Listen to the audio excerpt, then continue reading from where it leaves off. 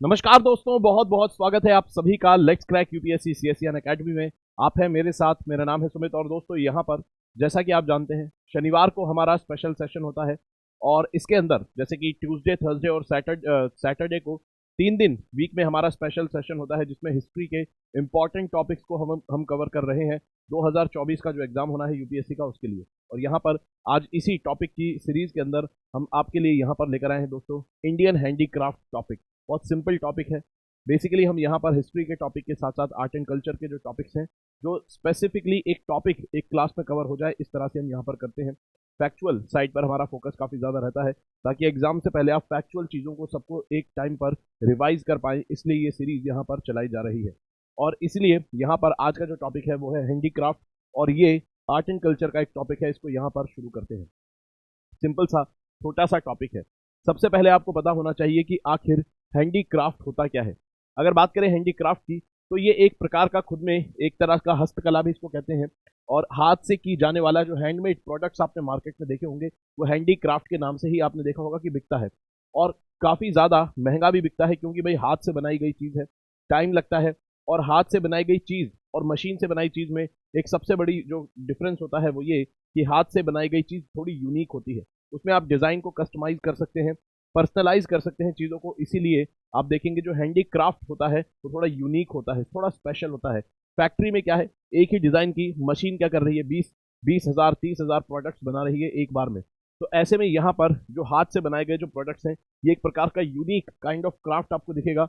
और हाथ से बनाए गए प्रोडक्ट्स जो होते हैं वो बेसिकली आपको हैंडीक्राफ्ट का पार्ट देखने को मिलता है। ठीक है। और हैंडीक्राफ्ट भारत के अंदर बहुत ज़्यादा इंपॉर्टेंट है, सिर्फ पैसा कमाने के लिए ही नहीं बल्कि handicraft generation to generation knowledge भी ट्रांसफर करता है, कई सारे ट्रेडिशंस को बचाकर रखता है।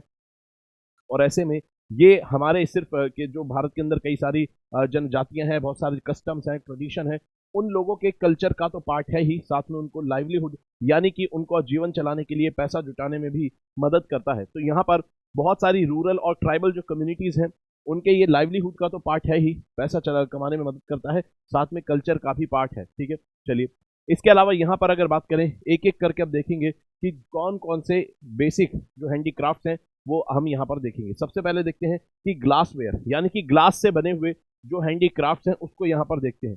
कहता है कि सबसे पहले अगर बात करें ग्लास मेकिंग की तो सबसे पहला हमें जिक्र जो मिलता है अगर बात करें तो यहाँ पर आपको अगर लिटरेचर की बात करें, इंडियन एंशिएंट लिटरेचर की, तो महाभारत के अंदर आपको जिक्र मिलता है किसका, ग्लास मेकिंग का। इसके अलावा अगर यहाँ पर कॉन्क्रीट सबूत एकदम देखें तो वैदिक काल के अंदर हमें ग्लास वेयर का यानी कि ग्लास मेकिंग का जिक्र मिलता है।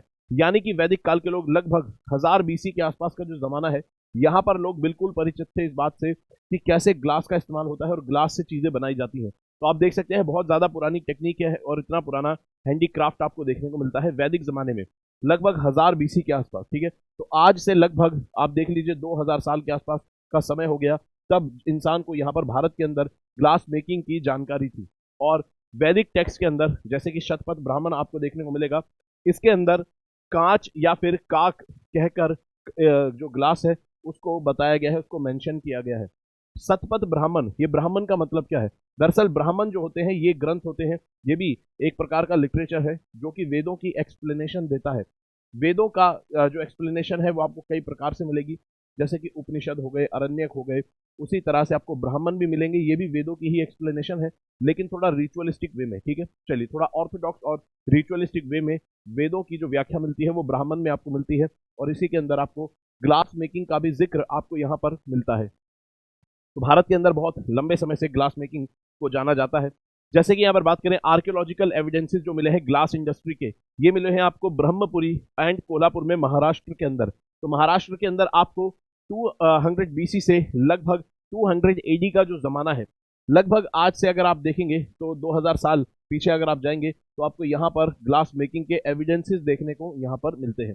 तो यहाँ पर अगर बात करें, कहता है कि महाराष्ट्र के अंदर आपको कॉन्क्रीट एविडेंसेस मिलते हैं ग्लास मेकिंग के, जहाँ पर साइट मिली है जहाँ पर ग्लास के इंडस्ट्री आपको प्रॉपर देखने को मिलती है। इसके अलावा संस्कृत टेक्स्ट जो है व्यास योग चरित, इसके अंदर आपको चश्मे, ग्लास से बनाए गए चश्मों का भी जिक्र यहाँ पर मिलता है। तो आप देख सकते हैं भारत की धरती के ऊपर ग्लास और चश्मे का इस्तेमाल होना कितनी पुरानी बात आपको देखने को मिलती है। इसके अलावा मिडिवल पीरियड में तो आप जानते ही हैं कि जो महल होते थे उनके राजा महाराजाओं के, मुगल दरबार के, मुगल पीरियड के जो महल होते थे उसमें शीश महल का आपको देखने को मिलेगा। अगर आप पुराने किसी किले में, महल में गए होंगे तो आपने देखा होगा कमरे कुछ ऐसे बने हैं जिसमें बहुत छोटे छोटे पीसीस लगे हैं शीशे के, और जैसे ही उसके अंदर कुछ आप लाइट वगैरह जलाएंगे तो पूरा कमरा जो है जगमगाने लग जाता है। इस तरह की आपको कारीगरी भी ग्लास मेकिंग की देखने को मिलती है। इसके अलावा ग्लास से बनी हुई और अदर आइटम्स आपको क्या मिलेंगी मिडिवल जमाने में, जैसे हुक्के को सजाने के लिए इस्तेमाल होता था, परफ्यूम बॉक्सेस को सजाने के लिए इस्तेमाल होता था ग्लास। उसके अलावा जो अत्तरदान होता था जिसके अंदर परफ्यूम्स रखते थे, उसको सजाने के लिए भी ग्लास का इस्तेमाल यहाँ पर किया जाता था। इसके अलावा इंपॉर्टेंट सेंटर जो आपको ग्लास मेकिंग के देखने को मिलेंगे उत्तर प्रदेश के अंदर, जैसे सहारनपुर जो सिटी है, यहाँ पर आपको पंचखोड़ा और ग्लास के, पंचखोड़ा यानी कि यहाँ पर इसको ग्लास के जो खिलौने होते हैं इनको पंचखोड़ा कहते हैं, ये आपको सहारनपुर में, उत्तर प्रदेश में देखने को मिलते हैं। ठीक है, इसके अलावा अगर यहाँ पर बात करें, पटना के अंदर भी आपको ग्लास से बने हुए कुछ हैंडीक्राफ्ट देखने को मिलते हैं जो जिनको टिकुली कहा जाता है। तो याद रखेंगे इंपॉर्टेंट चीज, पंचखोड़ा क्या है और टिकुली क्या है, दोनों ही ग्लास वेयर से जुड़े हुए हैंडीक्राफ्ट है। पेपर में इस तरह से आपसे पूछ सकता है कि पंचखोड़ा क्या है और टिकुली क्या है। कहेगा consider the following statement regarding Panchkhoda and Tikuli. पहली स्टेटमेंट कह देगा ये दोनों ग्लास से बने हुए हैंडीक्राफ्ट हैं। दूसरा कह देगा आपको कि पंचकोड़ा उत्तर प्रदेश का है और टिकुली बिहार का है। ठीक है, तो दोनों ही स्टेटमेंट सही हो जाएंगी। तो यहाँ पर आपको कीवर्ड्स जो है पता होने चाहिए। कीवर्ड्स पर आधारित क्वेश्चन यूपीएससी पूछता रहता है, इसलिए इन चीजों से अवेयर रहेंगे। अगर बात करें, यहाँ पर आप देख सकते हैं उत्तर प्रदेश के जो आपको हैंडीक्राफ्ट ग्लास से बने हुए देखने को मिलते हैं वो आप यहाँ पर इस तरह से देख सकते हैं। साथ में जो टिकुली आर्ट है, ठीक है, जो ग्लास के ऊपर की जाती है बिहार की, उसको भी आप यहाँ पर देख सकते हैं। चलिए, इसके अलावा दोस्तों, आप में से जो भी दोस्त सोच रहे हैं कि भाई यूपीएससी की तैयारी शुरू करें, कैसे करें, समझ नहीं आ रहा, या आपकी जानकारी में कोई ऐसा दोस्त है जो यूपीएससी की तैयारी करना तो चाहता है लेकिन उसे समझ नहीं आ रहा कैसे शुरू करें, दूसरा उसको जो फीस है बाकी इंस्टीट्यूट वगैरह की, ये काफ़ी ज़्यादा आपको देखने को मिलता है। अगर अफोर्डेबल नहीं लग रही है आपको, तो ऐसे में यहाँ पर एक बहुत अफोर्डेबल प्राइस रेंज में यहाँ पर एक कोर्स लॉन्च किया गया है। सिर्फ 2999 का ये कोर्स है, इसकी वैलिडिटी 1 साल रहेगी। यहाँ पर एनसीईआरटीज कवर करवाई जाएंगी, तो यानी कि आपका जो डाउट था वो भी सॉल्व हो गया कि तैयारी कैसे शुरू करनी है। तो एनसीईआरटीज के थ्रू आप तैयारी शुरू कर सकते हैं। एनसीईआरटीज जो है दोस्तों, वो कोर सब्जेक्ट पर लिखी गई किताबें हैं, जैसे कि हिस्ट्री, पॉलिटी, इकोनॉमी, ज्योग्राफी। ये सारी किताबें जो है, ये सारे कोर सब्जेक्ट यूपीएससी का कोर पार्ट आपको देखने को मिलता है। और ऐसे में अगर इन सब्जेक्ट पर आपकी कमांड बनती है तो आप अच्छा परफॉर्म कर सकते हैं और कई सारे अटेम्प्ट्स आपके यूपीएससी में बचते हैं। ये कोर सब्जेक्ट बहुत इंपॉर्टेंट है, इसीलिए अगर आप यहाँ पर देखेंगे प्राइस इसीलिए अफोर्डेबल रखा है ताकि आप ज़्यादा सोच विचार ना कर पाएं और तैयारी एटलीस्ट अपनी शुरू कर पाएं विद प्रॉपर गाइडेंस और डायरेक्शन के साथ।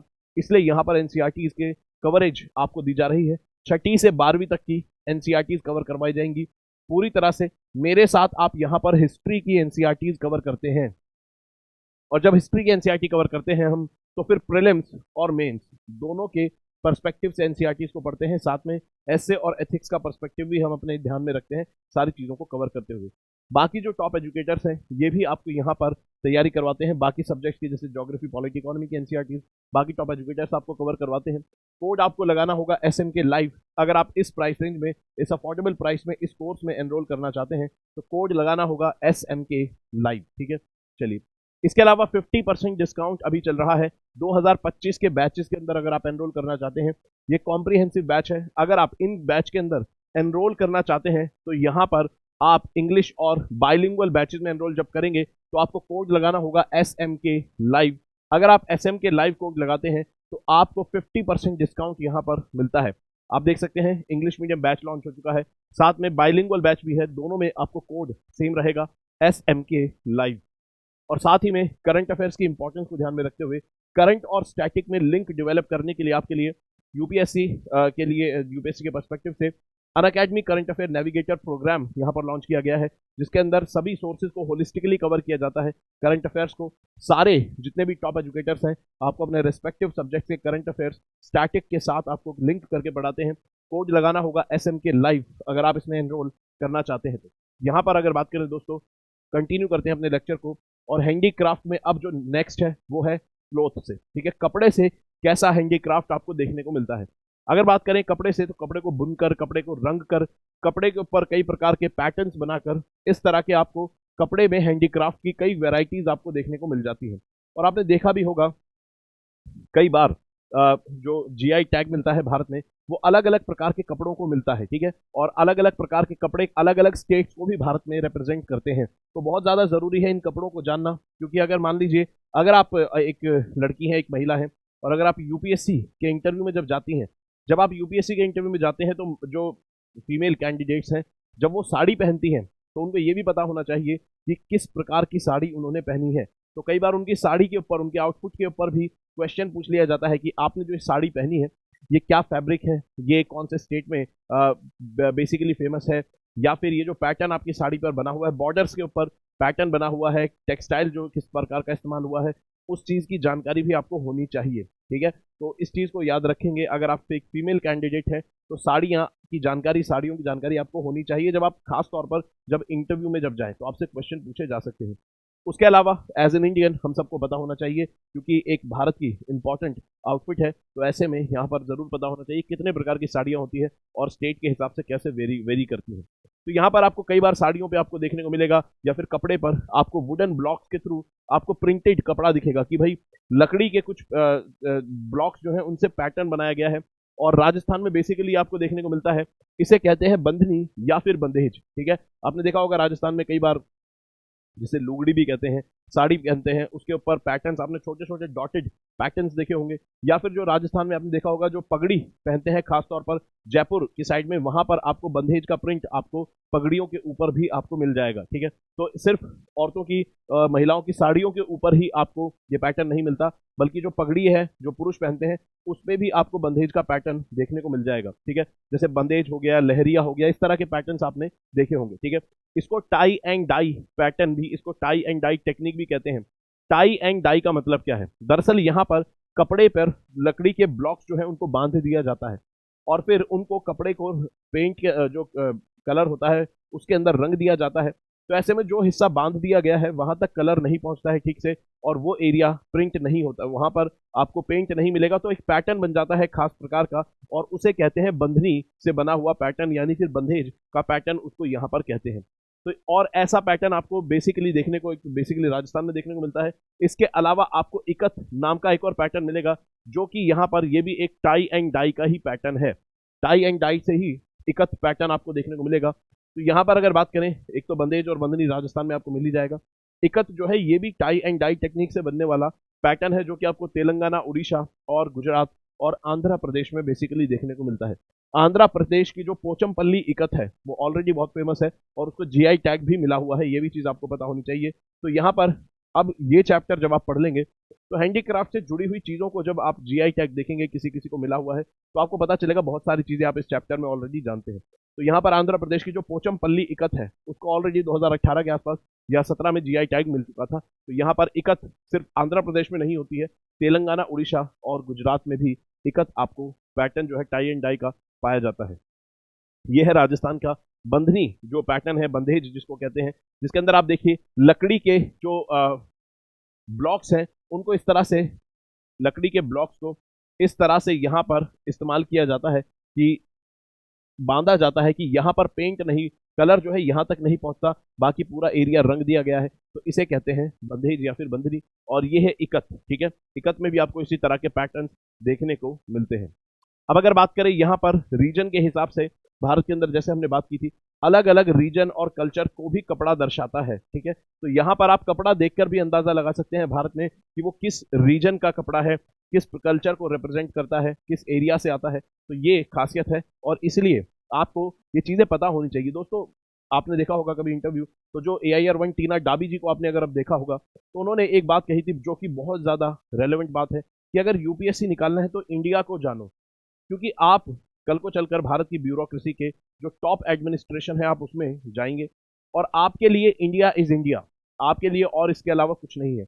इसके अलावा जो भी आइडेंटिटीज हैं वो सभी आइडेंटिटीज की जानकारी आपको होनी चाहिए। आपकी कोई एक आइडेंटिटी नहीं है कि भाई मैं बंगाल से आता हूँ, मैं बंगाली हूँ, मैं बिहारी हूँ, ठीक है, वो आपकी होगी आइडेंटिटी, लेकिन क्योंकि आप एक इंडियन है तो आपके लिए बंगाली, बिहारी, मद्रासी सब आपको बराबर होने चाहिए।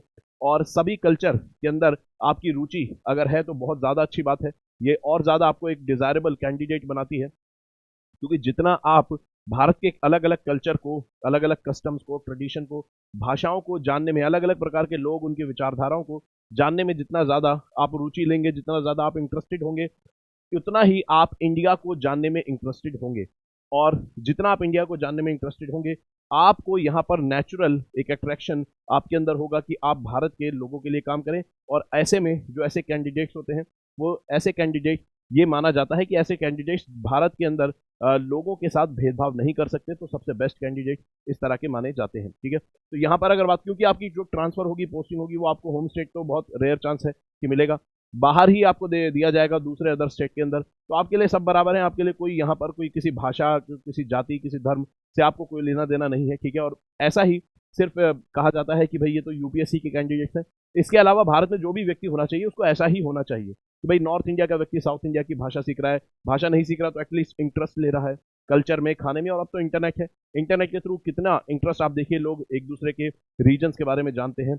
हाँ, वो चीज़ होनी चाहिए, जानना चाहिए, लेकिन आप देखेंगे कमेंट सेक्शन में जब जाएंगे तो एक दूसरे के कल्चर को, खाने को लोग क्रिटिसाइज कर रहे होते हैं। मुंबई और दिल्ली के खाने को लेकर लड़ाई चल रही होती है, उधर से बंगाल और उड़ीसा को लेकर लड़ाई चल रही होती है उनके खाने में। ठीक है, तो ये सारी चीज़ें नहीं होनी चाहिए, बल्कि यहाँ पर जो इंफॉर्मेशन का, नॉलेज का, कल्चर का जो एक दूसरे में इंटरेस्ट शो करना है, आदान प्रदान, वो यहाँ पर चीज़ें होनी चाहिए। ठीक है, तो यहाँ पर अगर बात करें, इसीलिए आपको भारत में अलग अलग रीजन को कपड़ा भी दर्शाता है। तो यहाँ पर आपको पता होना चाहिए कि कैसे यहाँ पर जब आप देखेंगे, पोचमपल्ली नाम सुनते ही आपके दिमाग में जैसे बेसिकली आएगा आंध्र प्रदेश, और आंध्र प्रदेश का पोचमपल्ली इकत मैंने बताया था आपको कि काफ़ी ज़्यादा फेमस है। तो यहाँ पर पोचमपल्ली आंध्र प्रदेश में आपको देखने को मिलेगा। पटोला जो टेक्सटाइल है, ये गुजरात का आपको पाटन का मिलेगा। बलूचारी आपको मुर्शिदाबाद वेस्ट बंगाल का दिखेगा। जमदानी साड़ी आपको मिलेगी कहाँ पर, वेस्ट बंगाल में। उसके अलावा तंचोई ब्रोकेट्स, आपको ये साड़ियाँ हैं, ठीक है, अलग अलग प्रकार की, वाराणसी में आपको बेसिकली मिलती है। चांदेरी आपको मध्य प्रदेश में दिखेगा। ठीक है, चांदेरी की जो साड़ियाँ हैं, कपड़ा है, वो भी काफ़ी फेमस रहता है। उसके अलावा इलकल आपको कर्नाटका से मिलती है। तांत जो है वेस्ट बंगाल से। नौवारी महाराष्ट्र से आपको साड़ी देखने को मिलती है। ये एक सिंगल 9 यार्ड की, ठीक है, 9 गज की साड़ी होती है। ठीक है, और इसके अलावा बोमकाई आपको उड़ीसा के अंदर देखने को मिलती है। सिल्क और कॉटन की ये साड़ी होती है, और इकत पैटर्न इस पे होता है। कॉनरैड आपको तमिलनाडु से देखने को मिलती है। ठीक है, चलिए, इसके अलावा अगर यहाँ पर बात करें, कोसा छत्तीसगढ़ से, पैठानी महाराष्ट्र से, कलमकारी आंध्र से, और कसाबू केरला, और दाबू आपको चित्तौड़गढ़ राजस्थान से देखने को मिलती है। ठीक है, यहाँ पर ये आपको एटलीस्ट यहाँ पर ये डिटेल अगर नहीं पता, ये डिटेल यहाँ पर इसलिए लिखी है ताकि आपके दिमाग में थोड़ा इंटरेस्ट पैदा हो, आप इन डिटेल्स को पढ़ सकते हैं। अगर आपको ये डिटेल्स नहीं पता तो एटलीस्ट आपको ये नाम पता होना चाहिए कि कौन सा कपड़ा, ये कौन सी साड़ी भारत के किस एरिया को रिप्रेजेंट करती है। ठीक है, चलिए, इसके अलावा अगर यहाँ पर बात करें, कहता है आइवरी। आइवरी क्या होता है, इसका हैंडीक्राफ्ट यहाँ पर देखते हैं। आइवरी दरअसल हाथी के दांत को कहते हैं, और हाथी के दांत खैर ये अच्छी बात नहीं है कि आइवरी का क्राफ्ट हमें देखने को मिलता है, क्योंकि इससे हाथी जो है उनको नुकसान होता है, और हम हाथी के जो दांत है उससे क्राफ्ट बनाते हैं। कई बार आइवरी के लिए, यानी कि हाथी के दांत के लिए, हाथियों को मारा जाता है, जो शिकारी होते हैं उनकी पोचिंग करते हैं। तो ऐसे में फिर भी, लेकिन ये एक बहुत पुराने ज़माने से एक क्राफ्ट रहा है, एक हैंडी क्राफ्ट रहा है। तो ऐसे में हम यहाँ पर इसको देखते हैं, आइवरी का क्राफ्ट भी आपको देखने को मिलेगा, और ये वैदिक पीरियड से ही आपको देखने को मिलता है। और आइवरी को दंत कहा जाता है, दंत यानी कि समझ गए आप, हाथी के दांत से ही ये पूरी कला जो है इस पर आधारित है। तो यहाँ पर वैदिक पीरियड से आपको इसके जो सबूत है वो मिलते हैं। ये तो वैदिक पीरियड हमने बोला है, वैदिक पीरियड से भी अगर पीछे जाएंगे तो आपको हड़प्पा जमाने के सबूत देखने को मिलते हैं, साफ साफ। ठीक है, आर्कियोलॉजिकल रिमेन्स आपको आइवरी कंघे के देखने को मिलते हैं, तक्षशिला से देखने को मिलते हैं। उसके अलावा अगर यहाँ पर बात करें, ये हड़प्पा ज़माने के हैं, जो कि वैदिक ज़माने से भी पहले के आपको आर्टिफैक्ट्स देखने को मिलेंगे, जो कि आइवरी से बने हैं। जैसे स्केल आपको मिलता है, स्केल बना हुआ है, कंघा आपको मिलेगा। ये अलग अलग प्रकार के स्केल्स हैं जो कि हड़प्पा ज़माने में इस्तेमाल होते थे, और ये किससे बने हैं, आइवरी यानी कि हाथी के दांतों से। ठीक है, और ये आपको वैदिक ज़माने के में मिलेंगे, और हड़प्पा ज़माने में भी मिलते हैं। कंघा आपको मिलेगा जो कि आइवरी के दांतों का इस्तेमाल जिसके अंदर होता था। इसके अलावा टेराकोटा भी एक प्रकार का आपको देखने को मिलेगा, जो कि हस्तशिल्प कला यानी कि हैंडीक्राफ्ट्स में ही आपको देखने को मिलेगा। टेराकोटा आखिर होता क्या है?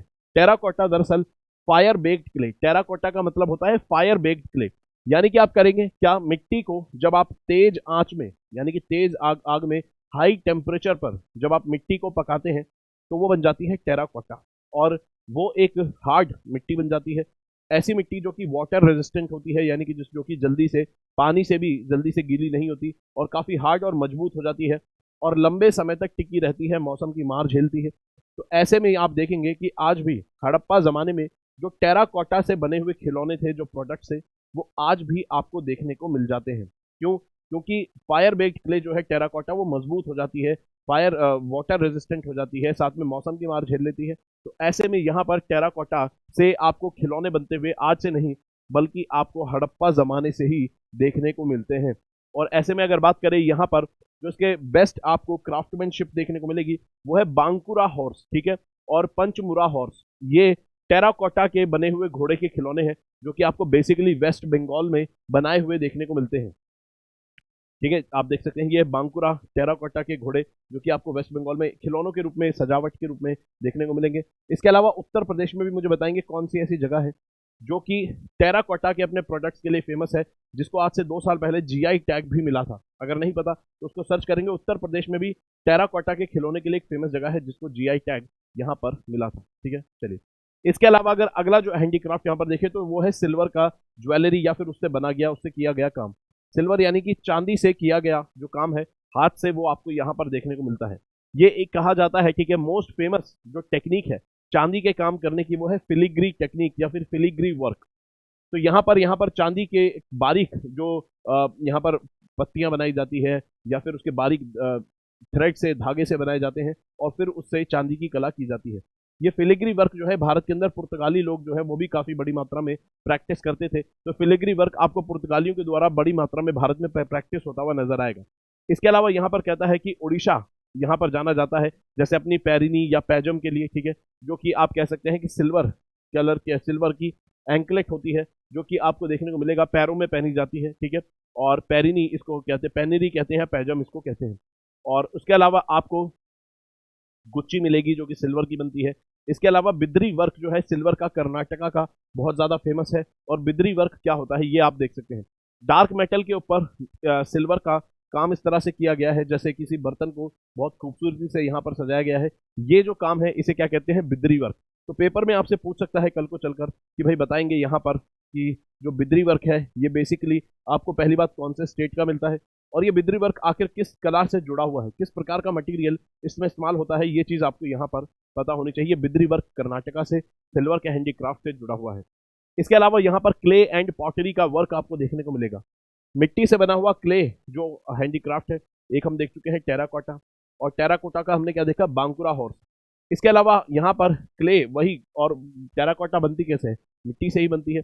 ऐसे में यहाँ पर आप और भी ज्यादा देखेंगे मिट्टी से और क्या बनते हैं। मिट्टी से बनते हैं मटके, पॉटरी, जो भी हमारे घर में इस्तेमाल होने वाले पहले मिट्टी के बर्तन थे वो सब पॉटरी से ही, पॉटरी का ही पार्ट है। तो यहाँ पर भारत के अंदर पॉटरी जो है वो नियोलिथिक जमाने से ही शुरू हो चुकी थी, और नियोलिथिक जमाना जो आपको देखने को मिलेगा वो आज से 10,000 बीसी तक आपको बेसिकली देखने को मिलता है। ठीक है, तो यहाँ पे अगर बात करें 10,000 बीसी के आसपास नियोलिथिक जमाना शुरू हो जाता है, और फिर हड़प्पन काल तक आपको देखने को मिलेगा नियोलिथिक जमाना। लगभग कहने का मतलब ये है कि लगभग 10,000 बीसी से हम मान लेते हैं मोटा मोटा 4,000 बीसी तक, ये जो फेज है भारत की हिस्ट्री में इसे कहते हैं नियोलिथिक फेज।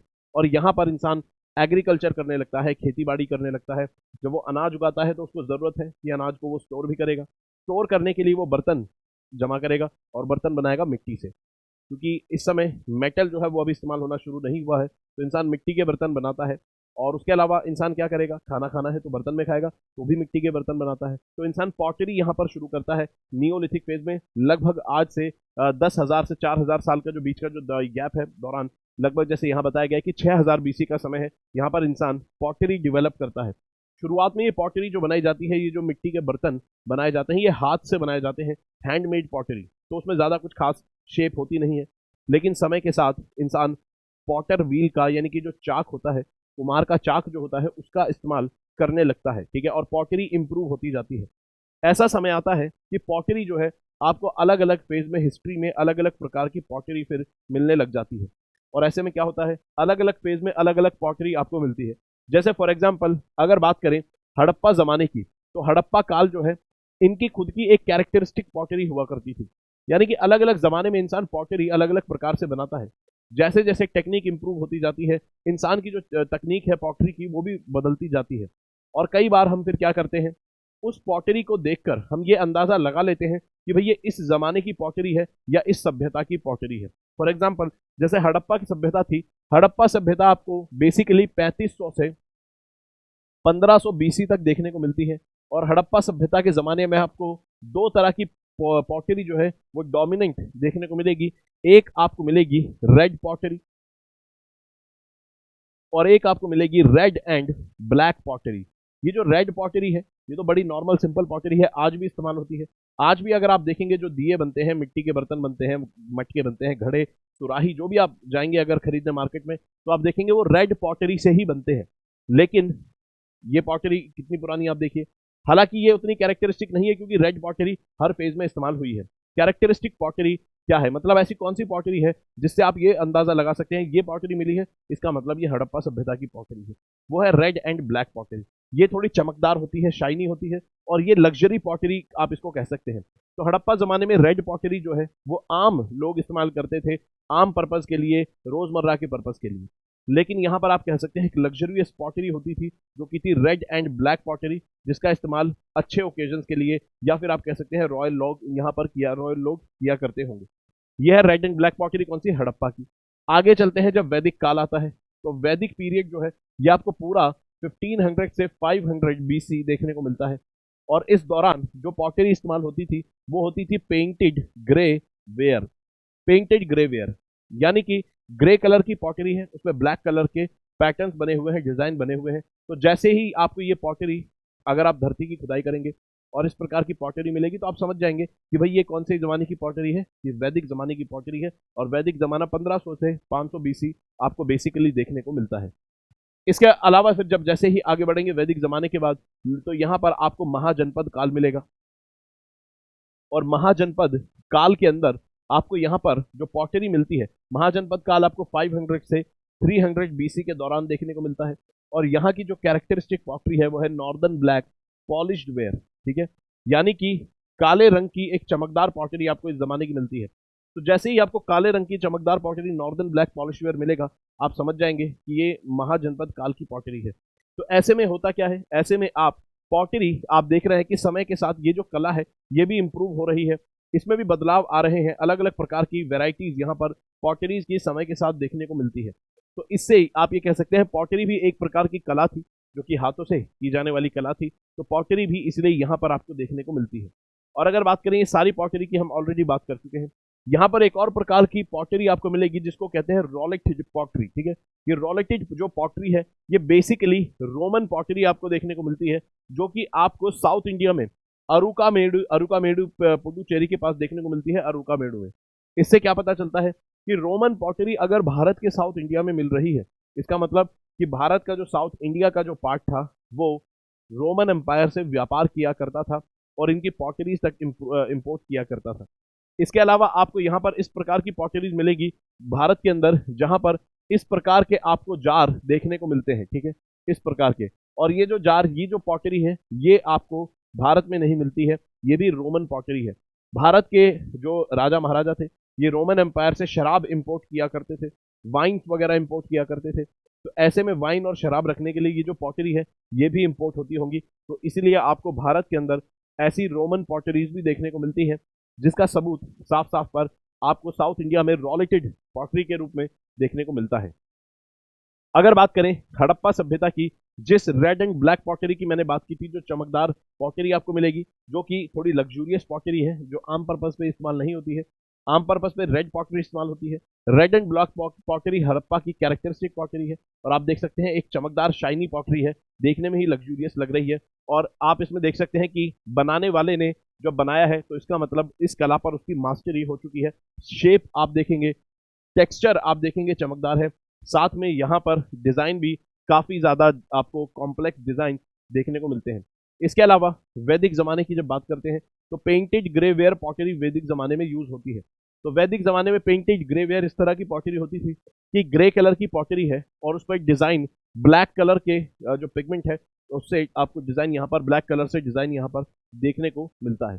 इसके अलावा नॉर्दर्न ब्लैक पॉलिश्ड वेयर जो कि हमने बात की थी, महाजनपद काल का जो फेज था 500 से 300 बीसी का जमाना, गौतम बुद्ध का जमाना, इस जमाने में नॉर्दर्न ब्लैक पॉलिश्ड वेयर आपको डेवलप होती हुई नजर आती है। नॉर्दर्न ब्लैक पॉलिश्ड वेयर ये जो जमाना है इसको सेकंड फेज ऑफ अर्बनाइजेशन भी कहते हैं, और इसको हम ऑलरेडी कवर कर चुके हैं अपने क्रैश कोर्स के अंदर, वहां पर आप पढ़ सकते हैं। तो नॉर्दर्न ब्लैक पॉलिश्ड वेयर आपको इस तरह की ब्लैक कलर की चमकदार पॉटरी दिखती है, ये भी एक लग्जूरियस पॉटरी मानी जाती है। इसके अलावा अगर यहाँ पर बात करें रोलेटेड पॉटरी, इस तरह की रोमन पॉटरी आप देख सकते हैं जो कि भारत के अंदर पाई गई है, और इससे साफ जाहिर होता है कि भारत का जो व्यापार है रोमन एम्पायर से हुआ करता था आज से 2-2 हजार साल पहले भी। अगर यहाँ पर बात करें जो अगला क्राफ्ट है वो है ब्रोंज का क्राफ्ट। ठीक है, ब्रोंज क्या होता है दोस्तों? भारत के अंदर जब जैसे सिविलाइजेशन आगे बढ़ी तो यहाँ पर जब इंसान किसी भी मेटल का इस्तेमाल नहीं करता था, स्टोन का इस्तेमाल करता था, तो स्टोन एज चल रहा था। इंसान नए प्रकार की टेक्निक निकालता है, टेक्नोलॉजी निकालता है। स्टोन एक प्रकार की टेक्नोलॉजी है, यानी कि पत्थर और पत्थर से बने और औजार इंसान इस्तेमाल कर रहा था। समय जैसे आगे बढ़ता है तो इंसान मेटल पर शिफ्ट होता है, और सबसे पहला जो मेटल इंसान ने शुरू किया इस्तेमाल करना वो था कॉपर। कॉपर इस्तेमाल करते करते इंसान मेटल इस्तेमाल कर रहा था कॉपर का, इस्तेमाल करते करते इसके अंदर इंसान ने टिन ऐड कर दिया। ये टिन का साइंटिफिक सिंबल है, और कितना टिन ऐड करा? लगभग 12% अगर आप टिन ऐड कर देंगे कॉपर के अंदर तो आपको यहां पर मिल जाएगा एक एलॉय, यानी कि मिश्र धातु, जिसको कहा जाता है ब्रोंज। तो यहां पर आपको एक मिश्र धातु ब्रोंज मिल जाती है, और ये ब्रोंज जो है ये इस कई प्रकार के क्राफ्ट में इस्तेमाल होता है। और ब्रोंज आपको देखने को मिलेगा हड़प्पा सभ्यता के दौरान इस्तेमाल होता था। हड़प्पा सभ्यता ब्रोंज का इस्तेमाल करती थी। बाद में वैदिक पीरियड जब आता है तो वैदिक लोग भी इस्तेमाल करते हैं ब्रोंज का। तो ब्रोंज एक क्राफ्ट के रूप में भी आपको देखने को मिलता है। तो इसलिए कहता है कि यहाँ पर भारत के अंदर लगभग 5000 साल से ब्रोंज का इस्तेमाल होता रहा है। और भारत के अंदर जैसे हड़प्पा सभ्यता के जमाने में ब्रोंज की मूर्तियां मिलती हैं, जैसे डांसिंग गर्ल की मिलती है जो कि मोहनजोदाड़ो से आपको मिलती है। चोला जमाने की आपको जो भगवान शिव की तांडव करते हुए नटराज की नटराज मुद्रा में जो आपको देखने को मिलती है मूर्ति, ये भी आपको ब्रोंज मूर्ति आपको देखने को मिलती है। ये भी ब्रोंज मूर्ति है जो कि आपको चोला जमाने की मिलती है, नटराज मूर्ति। तो आप यहाँ पर देखिए। इसके अलावा मत्स्य पुराण में भी ब्रोंज कैसे बनाया जाता है, ब्रोंज कैसे कास्ट किया जाता है, उसका जिक्र आपको मत्स्य पुराण में मिलेगा। इसके अलावा आपको रस रत्नाकार, जो कि यहाँ पर रस रत्नाकार के द्वारा लिखी गई है, यहाँ पर जिंक डिस्टिलेशन की बात यहाँ पर की गई है। तो जिंक के भी आपको एविडेंसेस देखने को मिलते हैं। इसके अलावा कहता है कि यहाँ पर जो मेटल्स के बाकी जो क्राफ्ट है उसको एक बार यहाँ पर देख लेते हैं। कहता है कि कई प्रकार के जो मेटल हैं उनका इस्तेमाल इस प्रकार के क्राफ्ट में होता है, जैसे कि लोहे का, कॉपर का। ठीक है, और यहाँ पर कई प्रकार की टेक्निक का इस्तेमाल करते हुए कई प्रकार के ऑर्नामेंटेशन के लिए, यानी कि अलग अलग प्रकार के जो आर्टिकल्स होते हैं उनको सजाने के लिए मेटल का इस्तेमाल होता है। जैसे फॉर एग्जांपल यहाँ पर राजस्थान का एक मरोड़ी आर्ट वर्क दिया गया है जो कि मेटल से किया जाता है। तो राजस्थान का आपको एक मरोड़ी आर्ट देखने को मिलेगा जो कि मेटल से किया जाता है। और एक और आर्ट है जिसका नाम है तरकशी। तरकशी के अंदर फाइन कॉपर या फिर ब्रास की जो वायर है उसको यहाँ पर जो है मेटेलिक बेस है जो है उसके ऊपर इससे पैटर्न बनाए जाते हैं कॉपर और ब्रास की वायर से किसी मेटल के ऊपर। इसके अलावा यहाँ पर एक और कला है जिसको कहा जाता है कोफ्तागिरी। ये कोफ्तागिरी के अंदर क्या किया जाता है, यहाँ पर लाइट मेटल के ऊपर डार्क कलर की लाइट मेटल को सजाया जाता है डार्क साइड के ऊपर, डार्क सरफेस के ऊपर। आप देख सकते हैं यह है मरोड़ी वर्क। यहाँ पे मेटल को एच किया जाता है, यानी कि उसको छील कर उस पर इस तरह से निशान बनाकर इस तरह से यहाँ पर पैटर्न बनाए जाते हैं। तरकशी के अंदर ब्रास या कॉपर की वायर को इस तरह से डार्क जो सरफेस है उसके अंदर उसको गढ़ा जाता है, उसके अंदर उसको इनले किया जाता है। आप यहाँ पर देख सकते हैं काफी ज्यादा बारीक काम है। इसके अलावा कोफ्तागिरी में यहाँ पर मेटल का इस्तेमाल होता है एक डार्क सरफेस के ऊपर। तो एक डार्क सरफेस के ऊपर मेटल का इस्तेमाल किया जाता है, और आप देख सकते हैं तलवार को कैसे कोफ्तागिरी करके यहाँ पर सजाया गया है। ठीक है, इसके अलावा लेदर से, चमड़े से भी आपको आर्टवर्क हैंडीक्राफ्ट भारत के अंदर देखने को मिलते हैं, चमड़े से। और यहाँ पर कौन सा आपको देखने को मिलेगा, चमड़े की अगर बात करें, चमड़े को लेदर टैनिंग कहते हैं। लेदर टैनिंग करके टेक्निक से आप क्या करते हैं, जानवर की खाल से चमड़ा अलग करते हैं। ठीक है, जानवर से चमड़ा अलग करते हैं, और फिर शुरुआत में पहले जमाने में इसी तरह से चमड़ा लिया जाता था, आज भी ऐसे ही चमड़ा बनाया जाता है। अगर बात करें चमड़े का जो लेदर टैनिंग है, चमड़े का जो प्रोडक्शन है, इसके सबूत आपको कब से मिलते हैं, भीमबेटका की गुफाओं में स्टोन एज के जमाने के जो चित्र मिले हैं, यानी कि अपर पैलियोलिथिक जमाने के जो चित्र हमें देखने को मिलते हैं, वो चित्र हमें बताते हैं कि वहां पर भी लेदर टैनिंग वहां पर की गई है, जैसे खाल सुखाई जा रही है जानवर की, ऐसे सबूत आपको देखने को मिलते हैं। तो इंसान लेदर टैनिंग कब से कर रहा है? स्टोन एज के ज़माने से, और कहता है कि लगभग 3000 बीसी से। तो हमें यहाँ पर ये आर्ट के भी सबूत देखने को मिलते हैं। आर्ट ऑफ लेदर टैनिंग लगभग 3000 बीसी से भारत के लोग लेदर बनाने के काम को जानते हैं, ठीक है। उसके अलावा यहाँ पर कहता है कि भाई जैसे शुरुआत के एनिमल स्किन आपको कौन कौन से मिलेगी? टाइगर्स मिलेंगे, डियर्स मिलेंगे, ये एनिमल्स आपको मिलेंगे। लेकिन आपको मोस्ट पॉपुलर दिखेगा जैसे ऊंट की खाल है, ये सारी चीज़ों से लेदर प्रोडक्ट्स बनाए जाते हैं। इसके अलावा जैसे अभी अगर बात करें, जो आपको क्या मिलेंगे, जैसे फुटवेयर मिलेंगे, जूते मिलेंगे, बैग्स मिलेंगे, वॉलेट्स, ये भी लेदर से आपको बनते हुए देखने को मिलते हैं। और राजस्थान में एक आपको चमड़े की बिगेस्ट मार्केट देखने को मिलती है, जो कैमल की यानी कि ऊंट की खाल से प्रोडक्ट्स बनाते हैं कई शेप एंड साइज में। उसी प्रकार से जैसे कि जूतियां बनती हैं राजस्थान में, जयपुर और जोधपुर में, खासतौर पर मतलब पूरे राजस्थान में ही लगभग बहुत फेमस है जो जूतियां होती है राजस्थान की लेदर की, वो काफी फेमस है। और इन्हें कहा जाता है मोजड़ी, ठीक है। इन्हें क्या कहा जाता है? मोजड़ी। तो मोजड़ी जो होती है राजस्थान की, जो कि लेदर से बने हुए जूतियां होती है, वो बहुत फेमस है। और इसी प्रकार से आपको लेदर से बने हुए कानपुर के प्रोडक्ट्स फेमस मिलेंगे। कोल्हापुरी चप्पल्स आपको बेसिकली महाराष्ट्र से देखने को मिलती है, जो कि फेमस है। इसके अलावा यहाँ पर अगर बात करें, बीकानेर के अंदर एक और आपको ऊंट की खाल से बना हुआ, ऊंट की खाल से जो लेदर बनता है उसके प्रोडक्ट्स, कुछ आर्टिफैक्ट्स आपको यहाँ पर दिखेगा। एक प्रकार की आर्ट जिसको कहा जाता है मनोती आर्ट। मनोती, ये जो आर्ट है, इसमें आप देखिए, ये तो राजस्थान की मौजूदी है जो कि लेदर से बनी हुई जो जूतियां आपको मिलती हैं, जो कि बहुत फेमस है, वो आपको देखने को मिलती है। इसके अलावा ये है मनोती आर्ट। मनोती आर्ट ये कैमल की स्किन, ऊंट की खाल से बना हुआ जो शीशे के आसपास की जो चीजें हैं, यानी कि ऐसे आर्टिफैक्ट बनाए गए हैं जहां पर डेकोरेशन के लिए इस्तेमाल हो रही है ऊंट की खाल, आप देख सकते हैं। यह है मनोती आर्ट। इसके अलावा दोस्तों फिर से वही इंपॉर्टेंट जानकारी, अगर आप एनसीईआरटी बैच में एनरोल करना चाहते हैं, अफोर्डेबल प्राइस रेंज में यहाँ पर एक कोर्स लॉन्च किया गया है सिर्फ 2999 में, और कोर सब्जेक्ट्स आपके कंप्लीट करा जाएंगे। मेरे साथ आप यहाँ पर हिस्ट्री पढ़ते हैं, तो अगर आपको यूपीएससी की प्रिपरेशन समझ नहीं आ रहा कैसे शुरू करनी है, तो आप एनसीईआरटी से शुरू करें, बेस्ट तरीका है, जिसमें सबसे बेसिक चीज़ें आपकी कवर होंगी। सबसे पहले हिस्ट्री यहाँ पर कवर करेंगे, बाकी टीचर्स भी बाकी सब्जेक्ट्स आपको कवर करवा रहे हैं, ठीक है। तो हिस्ट्री में मेरे साथ आप 6वीं से 12वीं तक की एनसीईआरटीज कवर करते हैं, प्रीलिम्स और मेंस दोनों ही तरीके से हम हिस्ट्री को पढ़ते हैं। कोड आपको लगाना होगा एसएम के लाइव, अगर आप इस प्राइस रेंज में यहाँ पर एनरोल करना चाहते हैं, ठीक है। चलिए, इसके अलावा अगर बात करें, कहता है वुडन वर्क आपको बेसिकली देखने को मिलता है, ये भी एक प्रकार का हैंडीक्राफ्ट का ही हिस्सा है। और वुडन वर्क में आपको जैसे शीशम और उसके अलावा पाइन वुड, इनका इस्तेमाल होता हुआ मिलेगा। लार्जेस्ट सेंटर जो है वुडन फर्नीचर का आपको कश्मीर में देखने को मिलता है, और बहुत पुराने जमाने से 13th सेंचुरी से ही आपको वुडन वर्क के सबूत मिलते हैं कश्मीर से। जैसे कि वुडन हाउस बोट्स आपको देखने को मिलेगी, कश्मीर की बहुत फेमस है। लोग जब जाते हैं डल लेक के ऊपर, डल झील के ऊपर, और कहीं पे भी जो झीलें हैं कश्मीर के अंदर, जब वहां जाते हैं तो वहां पर हाउस बोट्स जो है बहुत ज़्यादा फेमस है आज भी, और उनमें स्टे काफ़ी महंगा होता है। तो आप देख सकते हैं कि हाउस बोट्स वगैरह ये सारी चीज़ें वहां पर बनती है। इसके अलावा कश्मीर का एक लैटिस वर्क है। लैटिस वर्क मतलब कुछ बारीक जाली नुमा काम यहाँ पर किया जाता है, जो कि किससे किया जाता है? लकड़ी से ही किया जाता है, जिसको अच्छेदार भी कहा जाता है, जिसको खत्म बंद भी कहा जाता है, और अजली पिंजरा इसे कहा जाता है। जैसे आप देख सकते हैं लकड़ी का इस्तेमाल यहाँ पर हो रहा है हाउस बोट बनाने में। इसके अलावा पिंजराकारी जो कश्मीर की है, ये लकड़ी से इस तरह के पैटर्न्स बनाए गए हैं, जैसे कि आप देखिए कि जैसे मार्बल के पैटर्न्स आपने देखे होंगे, जाली वर्क जो मार्बल से किया जाता है, पत्थर से किया जाता है, या फिर मेटल को कास्ट करके भी इस प्रकार के पैटर्न्स बनाए जाते हैं। तो पिंजराकारी कश्मीर का आपको लकड़ी से बना हुआ ये काम देखने को मिलता है, बहुत बारीक काम है।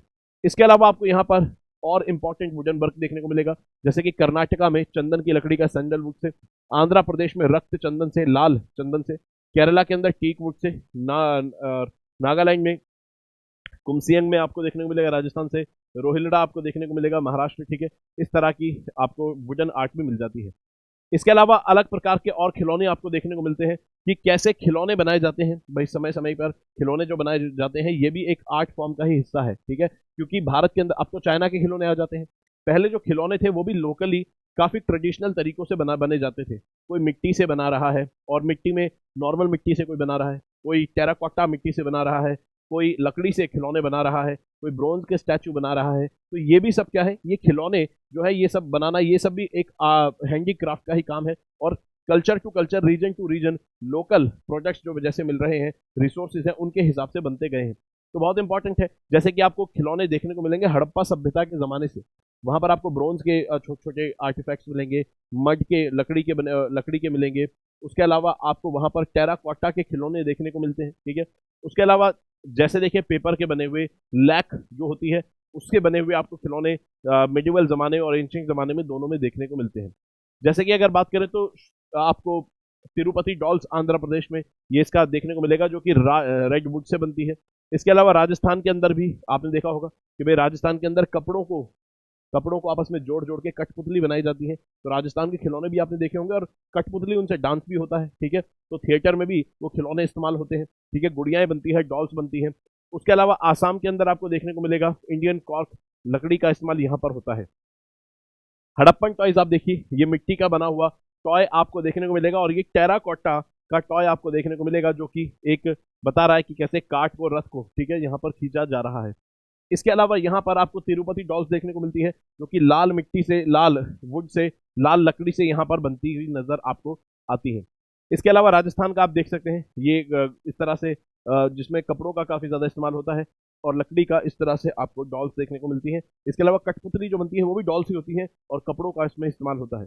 इसके अलावा एक फेमस आपको खिलौना देखने को मिलता है, जो कि आंध्र प्रदेश के कोंडापल्ली, ठीक है, में आपको देखने को मिलता है। और ये एक लोकल जो लकड़ी होती है पोंकी नाम की, उससे बनाया जाता है, इसको लोकल लकड़ी होती है। और ये जो खिलौना है ये वहाँ का बेसिकली खिलौना आपको देखने को मिलेगा, जिसको अंबारी हाथी कहते हैं, ठीक है। तो अंबारी हाथी आपको कहाँ मिलेगा? आंध्र प्रदेश में लकड़ी से बना हुआ खिलौना है, और ये लोकल जो लकड़ी पाई जाती है पोम की, उससे बनता है। इसके अलावा पत्थर से किए गए जो काम भी है ये भी आपको देखने को मिलेंगे, इंपॉर्टेंट आर्टिफैक्ट का हिस्सा है हैंडीक्राफ्ट का, क्योंकि भारत के अंदर पुराने जमाने से जो शिल्प कला है वो रही है, यानी कि हाथ से मूर्तियां बनाना, हाथ से छोटे छोटे खिलौने बनाना, और मंदिरों के अंदर, इमारतों के अंदर मूर्तियों को ऐसे शेप देना कि वहां पर सुंदर पैटर्न्स बनाए जाएं। तो यहाँ पर अगर बात करें साउथ इंडिया में, आपने देखा होगा भाई मंदिरों को कितना खूबसूरती से सजाया जाता था, और इतनी ज्यादा नक्काशी मंदिरों में आपको बेसिकली देखने को मिलती है। साउथ इंडिया में तो बहुत भारी भरकम मात्रा में आपको देखने को मिलती है। इसके अलावा अगर आप खजुराहो के मंदिर भी जाएंगे तो खजुराहो के मंदिरों में भी आप देखिए कितनी खूबसूरत नक्काशी मिलेगी, पैटर्न्स मिलेंगे।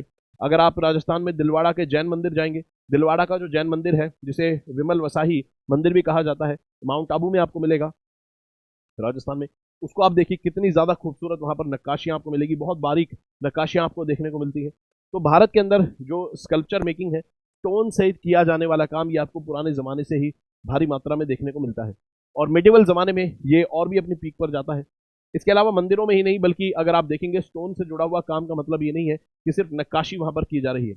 मिडिवल जमाने में जो इस्लामिक आर्किटेक्चर जब भारत में आया, तो उसके अंदर भी आपको पत्थर से किए गए बहुत खूबसूरत काम आपको देखने को मिलते हैं। जैसे कि अगर बात करें यहाँ पर पियट्रा दोरा वर्क, ठीक है, पियत्रा दोरा जो वर्क है ये क्या है? ये पत्थर पर किया गया ऐसा काम है जो कि बहुत बारीक है और बहुत कारीगरी का काम है। ताजमहल पर आपको देखने को मिलता है पियत्रा दोरा अपनी पीक पर पहुंच रहा है, लेकिन इसका मतलब ये नहीं है कि ताजमहल के दौरान पियत्रा दोरा की भारत में शुरुआत होती है। ताजमहल बनवाया था शाहजहां ने, लेकिन ताजमहल जब बना था उससे पहले जहांगीर के जमाने में इत्मत उद दौला टॉम बन चुका था। तो इत्मत उद दौला जो टॉम बना था, इसके अंदर पियत्रा दोरा टेक्निक का इस्तेमाल हुआ था। उसके बाद ताजमहल में हुआ। आखिर क्या है पियत्रा दोरा टेक्निक? पियत्रा दोरा टेक्निक ऐसी टेक्निक है, जब आपने कभी ताजमहल को देखा होगा, उसकी फोटो देखी होगी, तो ताजमहल में आपने ये जो पैटर्न देखे हैं, ये ऐसा लग रहा है जैसे किसी ने पेंट किया गया हो, जैसे किसी ने व्हाइट सरफेस के ऊपर ब्रश से पेंट करके ये पैटर्न्स बनाए हो। लेकिन आज आज से 600 साल पहले, 500 साल पहले ताजमहल बना था, ये पैटर्न्स आज भी आपको दिखते हैं। तो क्या ये पेंट अगर था तो मौसम से क्या गायब नहीं हुए? तो ये दरअसल पेंट है ही नहीं। दरअसल इतना ज्यादा ये फ्लेक्सिबल, जैसे ब्रश से चलाया गया ऐसे पैटर्न दिख रहे हैं, ये बहुत ज्यादा कारीगरी का काम है। दरअसल यहां पर क्या किया जाता है, पत्थर जो होता है जैसे मार्बल है, तो यहां पर मार्बल के अंदर पहले एक खांचे बनाए जाएंगे, यानी कि इस तरह से गैप बनाए जाएंगे, ठीक है, फूल पत्ती के डिजाइन में गैप बनाए जाएंगे, खांचे बनाए जाएंगे। और उसके बाद क्या किया जाएगा, ये जो रंग बिरंगे आपको पत्थर दिखेंगे, हरे रंग का, लाल रंग का, ये भी पत्थर होंगे। हरे और लाल रंग के पत्थरों को ऐसी शेप दी जाएगी कि वो इन खांचों में फिट हो सके। तो अगर ये बेल आपको दिख रही है यूं बनाई गई है, तो पहले इस शेप का एक खांचा बनाया गया होगा, उसके अंदर फिर इस हरे रंग के पत्थर को इसी डिजाइन में काट कर यहां पर फिल किया गया है। तो ये बहुत बारीक काम है, बहुत कारीगरी का काम है, और इसे कहते हैं पियट्रा दूरा। हिंदी में इसको पच्ची कारी भी कहते हैं। हिंदी में इसको पच्ची कारी कहते हैं।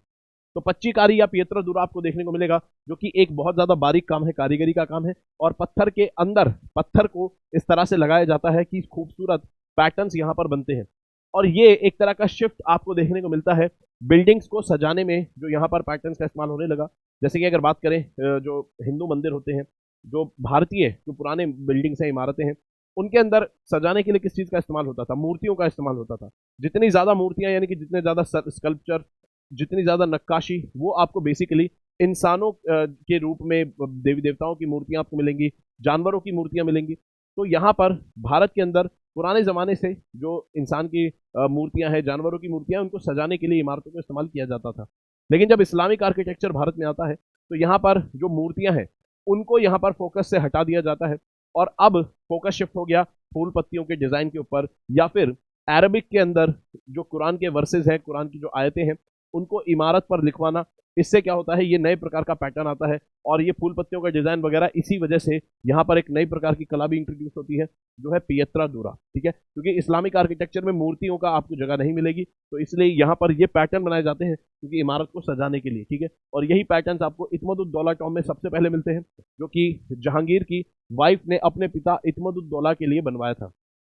ठीक है, चलिए, तो जहांगीर की जो वाइफ थी नूरजहां, उन्होंने अपने पिता इत्मदुद्दौला के लिए बनवाया था इत्मदुद्दौला टॉम, जिसमें सबसे पहले मुगल जमाने में मार्बल का भी इस्तेमाल हुआ था। वरना इससे पहले मुगल जमाने में आप देखेंगे अकबर के जमाने में किसका इस्तेमाल होता था? अकबर के जमाने में बेसिकली इस्तेमाल होता था रेड सैंडस्टोन का, लेकिन मार्बल का इस्तेमाल होने लगा जहांगीर के जमाने में। और शाहजहां ने मार्बल का इस्तेमाल भी किया, पियत्रा दूरा का भी इस्तेमाल किया, और बड़े पैमाने पर यहाँ पर किया। और संगमरमर जो है इससे बना है, संगमरमर यानी कि व्हाइट मार्बल से ताजमहल बना है। और ये पत्थर कहाँ से आया था? मकराना से, राजस्थान के। इसके अलावा उत्तर प्रदेश के झांसी से आपको एक प्रकार का और पत्थर देखने को मिलेगा जिसे संगे रतक कहा जाता है। संगे रतक, ये है संगे रतक। ठीक है, ये इस प्रकार का जो मार्बल है, ये आपने देखा होगा आपके घरों में, किचन में आपको मिल जाएगा। तो ये संगे रतक यहाँ पर इस्तेमाल होता था। इसके अलावा कढ़ाई कपड़े पे जो की जाती है, जिसको एम्ब्रॉयडरी कहते हैं, उसको हिंदी में कढ़ाई भी कहते हैं। तो कपड़े पर की जाने जो कढ़ाई है, वो भी आपको अलग अलग एरिया में अलग अलग प्रकार से देखने को मिलेगी। और कपड़े को सजाने के लिए, कपड़े को नया प्रकार का एक टेक्सचर देने के लिए कढ़ाई का इस्तेमाल किया जाता है। ठीक है, कढ़ाई का या फिर एम्ब्रॉयडरी का। ठीक है, आपने देखा होगा शेरवानियां, साड़ियां, सूट के ऊपर बॉर्डर्स पे, और पूरे सूट के ऊपर कई बार आपने पैटर्न्स ऐसे देखे होंगे, जो कि खूबसूरत कढ़ाई, ये भी बड़ा बारीकी का और कारीगरी का काम है। बहुत कॉन्सेंट्रेशन जो कढ़ाई, अगर आपने कभी देखा होगा, एम्ब्रॉयडरी वर्कर्स जो होते हैं, कढ़ाई करने वाले जो कारीगर, वो पूरा दिन, कई दिनों तक एक कपड़े पर काम करते रहते हैं। एक प्रकार का एक खांचा सा होता है, उसमें कपड़े को फंसाकर, और दिन रात एक से ज्यादा व्यक्ति एक कपड़े पर काम कर रहे होते हैं, और सुई से बहुत बारीक पैटर्न्स वो लोग बनाते हैं, और बहुत मेहनत का काम ये होता है। जैसे कि लखनऊ में आपने चिकनकारी देखी होगी, चिकन का आपने देखा होगा, सूट आता है, लड़कियां कपड़ा पहनती है चिकन का, जिसके अंदर पूरा व्हाइट कलर का सूट होता है, और उस पर पूरा पैटर्न जो बना होता है, ऐसा लगता है कपड़े का ही एक नया टेक्सचर यहाँ पर आ गया। तो काफी सुंदर ये कपड़ा लगता है। ठीक है, चिकनकारी, और इसे चिकन का कपड़ा भी आम भाषा में बोल दिया जाता है। ठीक है, तो बेसिकली वो होती है चिकनकारी। कई बार ये आपने देखा होगा सूट में नेक्स के आसपास जो नेक का एरिया होता है, सिर्फ वहीं वहीं पर भी आपको चिकनकारी मिलेगी। कई बार पूरे कपड़े पर भी चिकनकारी का काम आपको देखने को मिलता है। उसके अलावा वेस्ट बंगाल में और उड़ीसा में कंथा यहाँ पर होता है। पंजाब के अंदर फुलकारी एम्ब्रॉयडरी होती है। देखा होगा आपने पंजाब की, अगर अब तो नहीं, लेकिन अगर आज से 20-30 साल पुराना पैटर्न अगर कपड़ों का देखेंगे वहां पर, महिलाओं के कपड़ों पर, तो आपने देखा होगा बड़े बड़े फूल जैसे कुछ पैटर्न पत्तियों वाले बने होते हैं, फुलकारी आपको देखने को मिलता है। बाग आपको पंजाब में मिलेगा, जरदोजी उत्तर प्रदेश में, कशीदकारी आपको जम्मू एंड कश्मीर में, आरी जम्मू एंड कश्मीर एंड गुजरात में। ठीक है, उसके अलावा मिरर वर्क राजस्थान में मिलेगा।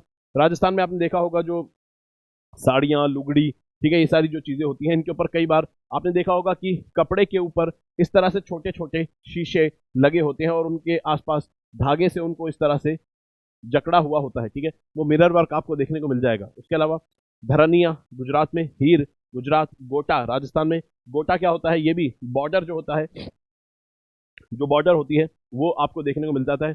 यानी कि मोटे मोटी जो बॉर्डर आपको मिलेगी साड़ी वगैरह में, तो वहां पर आपको गोटा मिल जाएगा। उसके अलावा अक्षदा बिहार में, कसूती आपको कर्नाटका में एम्ब्रॉयडरी देखने को मिलती है। तो एरिया के हिसाब से, रीजन के हिसाब से अलग अलग एम्ब्रॉयडरी आपको पता होनी चाहिए। रबारी आपको गुजरात में मिलती है, पिछवई राजस्थान में, ठीक है, और शमिलामी मणिपुर के अंदर, फूल पत्ती का काम फिर से अलीगढ़ उत्तर प्रदेश में, तोड़ा, बन्नी, बंजारा, ये चीज़ आप यहाँ पर देख सकते हैं। इन जो एम्ब्रॉयडरीज हैं इनका आपको नाम और इनका रीजन एटलीस्ट आपको थोड़ा बहुत पता होना चाहिए। इसके अलावा फर्श के ऊपर बनाए जाने वाले जो पैटर्न्स हैं, जैसे कि रंगोली हो गया, अलग अलग त्योहारों पर, तीज त्योहारों पर बनाए जाते हैं। भारत के अंदर रंगोली जो है और जमीन के ऊपर पैटर्न बनाना, ये घर में अगर कोई ओकेजन हो, कोई जैसे कि अगर किसी का बच्चे का जन्म हुआ है, या फिर शादी ब्याह वगैरह हो, या फिर इसके अलावा कोई तीज त्योहार हो, जैसे कि पुराने त्योहार होते थे तो उसके अंदर रंगोली बनाई जाती थी। दिवाली पे रंगोली आज भी बनाते हैं नॉर्थ इंडिया में। इसके अलावा साउथ इंडिया में अलग अलग ओकेजन्स पर, पूरे भारत में अलग अलग ओकेजन्स पर रंगोली आज भी मनाई जाती है। उनके नाम आपको अलग अलग मिल जाएंगे। फ्लोर पैटर्न्स हम उनको बेसिकली कह देते हैं कॉमन नाम से, जैसे नॉर्थ इंडिया में रंगोली कह देते हैं, राजस्थान में कहते हैं मांडना, ठीक है, गुजरात में कह देते हैं संथिया, ठीक है, और महाराष्ट्र में रंगोली कह देते हैं, चौक पूर्णा कह देते हैं, उत्तर प्रदेश में, ठीक है, आपको हिमाचल प्रदेश में आईपान कह देते हैं। तो ये सब क्या है, ये सब रंगोली जैसे ही डिजाइन है जो कि फ्लोर पर बनाए जाते हैं। साउथ इंडिया में कोलम आपको देखने को मिलता है, ठीक है, झोंटी आपको उड़ीसा के अंदर देखने को मिलता है, ठीक है, वेस्ट बंगाल और असम में आपको अरीपाना ये डिजाइन देखने को मिलता है। तो जिन डिजाइन की मुझे फोटो क्लियर कट मिली तो उनको मैंने यहाँ लगा दिया, लेकिन जिन डिजाइन की अच्छी क्वालिटी में फोटो नहीं मिली वो मैंने नहीं लगाई है, उसे आप सर्च कर सकते हैं। जैसे भाई मांडना ऑफ राजस्थान, राजस्थान में मांडना, जैसे घर में कोई त्योहार हो, शादी वगैरह हो, तो इसमें राजस्थान में इस तरह से बनाया जाता है। इसके अलावा रंगोली महाराष्ट्र में, ठीक है, और पूरे नॉर्थ इंडिया में भी रंगोली के नाम से ही बनाई जाती है। दिवाली पर भी रंगोली बनती है, ये आपको देखने को मिलेगी। इसके अलावा गुजरात में संथिया आपको मिलेगा। कोलम आपको साउथ इंडिया में देखने को मिलता है, ठीक है, जैसे केरला वगैरह में आपको देखने को मिलता है। दोस्तों फिर से इंपॉर्टेंट जानकारी, एनसीईआरटी बैच में अगर एनरोल करना है तो कोड लगाना होगा एसएम के लाइव, और यहाँ पर एक अफोर्डेबल प्राइस रेंज में आप अपनी प्रिपरेशन शुरू कर सकते हैं और एनसीईआरटीज के बेसिक सब्जेक्ट को कवर कर सकते हैं। साथ ही में यहाँ पर अगर आपको कॉम्प्रिहेंसिव बैचेस में एनरोल करना है, प्रॉपर पूरी तैयारी करनी है, तो ऐसे में यहाँ पर आप जो बाइलिंगुअल और इंग्लिश मीडियम के बैच है इसमें एनरोल कर सकते हैं। दोनों में एक कोड रहेगा एसएम के लाइव, और जैसे ही आप एसएम के लाइव कोड लगाएंगे तो आपको 50% डिस्काउंट यहाँ पर मिलता है, क्योंकि 50% डिस्काउंट अभी चल रहा है और आपका कोर्स 6 महीने एक्स्ट्रा वैलिड रहेगा। साथ में यहाँ पर करंट अफेयर्स को ध्यान में रखते हुए, उनकी यूटिलिटी को ध्यान में रखते हुए, एग्जाम में जितने इंपॉर्टेंट है उस चीज़ को ध्यान में रखते हुए current affair navigator program launch किया गया है। तो इसमें भी आप जुड़ सकते हैं और अपने करंट अफेयर्स को एक शार्प एज दे सकते हैं एग्जाम परस्पेक्टिव से। याद रखेंगे कोड लगाना होगा एसएम के लाइव, ठीक है। इसके अलावा दोस्तों यहाँ पर एक क्वेश्चन का जाते जाते जवाब देते जाएंगे, ठीक है, और ये क्वेश्चन बहुत आसान है, आज की ही क्लास से लिया गया क्वेश्चन है। कहता है बंधनी, जो कि एक टाई एंड डाई टाइप का कला है, कपड़े पर इस्तेमाल होती है, ये आपको कौन से एरिया से, राजस्थान के भारत के कौन से स्टेट से, खैर अब तो मेरे मुंह से निकल गया, तो राजस्थान से ये होता है, ठीक है। चलिए, भारत के कौन से स्टेट से राजस्थान में आपको टाई एंड डाई देखने को मिलता है, ठीक है। चलिए, तो मिलते हैं दोस्तों नेक्स्ट क्लास के अंदर, तब तक पढ़ते रहेंगे, अपना ख्याल रखेंगे। जय हिंद दोस्तों।